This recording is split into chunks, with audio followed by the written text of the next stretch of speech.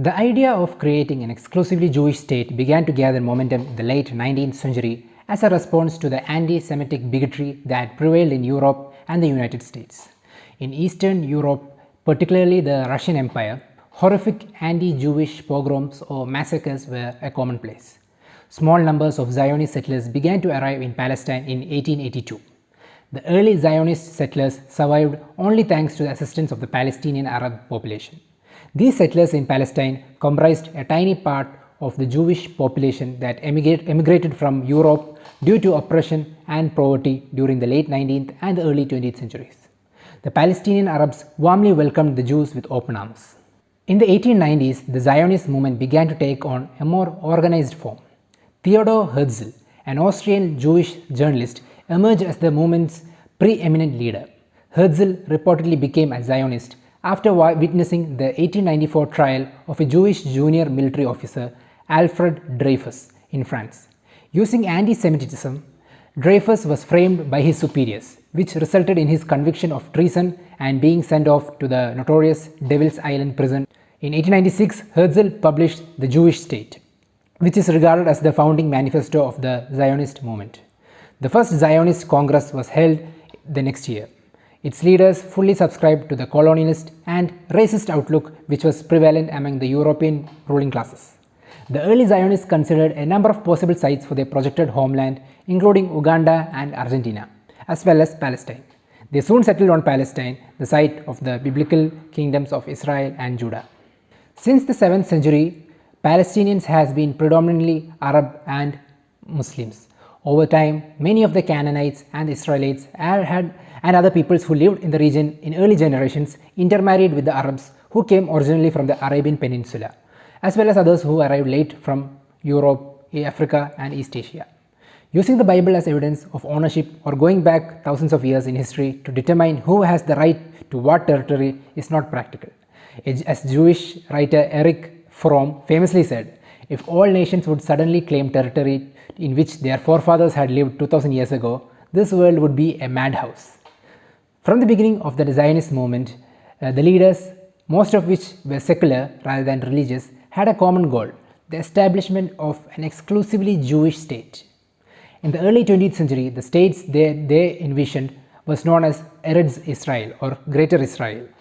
This included parts of what is today Jordan, Lebanon, Syria, Iraq, Egypt, West Bank, Gaza, as well as the present state of Israel. In the late 19th and early 20th centuries, Zionism represented a small minority among the Jewish people. It was mainly a movement of the middle class with support from a few wealthy sponsors. Prior to World War II, political Zionism was widely regarded as a reactionary, nationalist and dangerous ideology among the progressive circles. The goal articulated by the First World Zionist Congress held in Basel, Switzerland in 1897 and presided over by Herzl was to create for the Jewish people a home in Palestine secured by public law. Following its meeting, the World Zionist Congress sent an investigatory delegation of 2 Austrian rabbis to Palestine. The delegation reported back to the Congress saying, "The bride is beautiful, but she is married to another man." In other words, another people already inhabited Palestine. As a British report emphasized, there was virtually no land capable of cultivation in Palestine that is not already under cultivation. This undeniable reality did not deter the Zionist leaders, nor did it prevent the Zionists from relentlessly propagating the racist slogan that Palestine was a land without people for a people without a land. From its very beginning, political Zionism was a colonial settler project. When European settlers began arriving in Palestine in the early 1880s, Jews comprised of 5% of the Palestinian population. About 20% of the population was Christian and 75% was Muslims.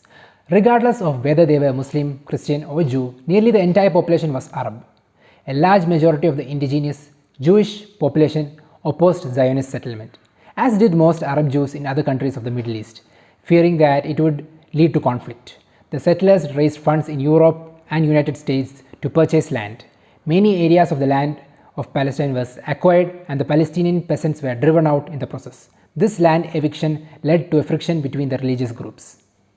In 1902, Herzl contacted Cecil Rhodes, the arch-racist symbol of British colonialism. For the survival of the Zionist project, it was essential to obtain the sponsorship and protection of one of the greatest powers of the day, the Europeans.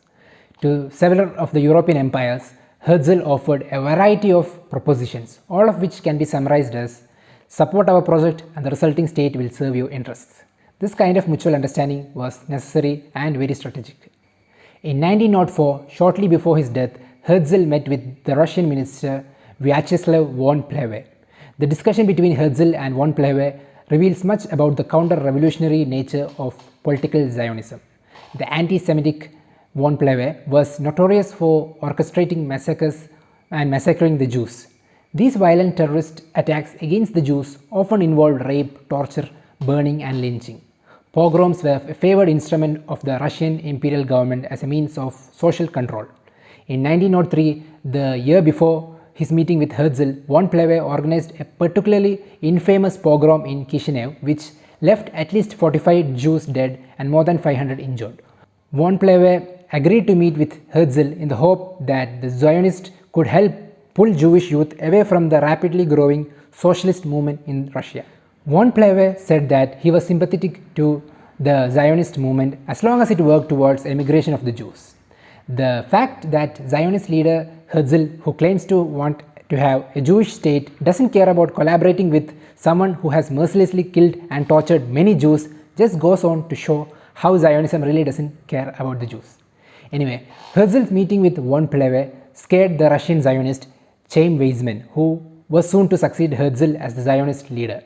Weizmann recognized that if the meeting became known, it could fatally discredit Zionism in the eyes of the masses of the oppressed Jews in the Russian Empire. Weizmann, who had emigrated to England, focused on gaining the support of the British Empire, who were then the most powerful.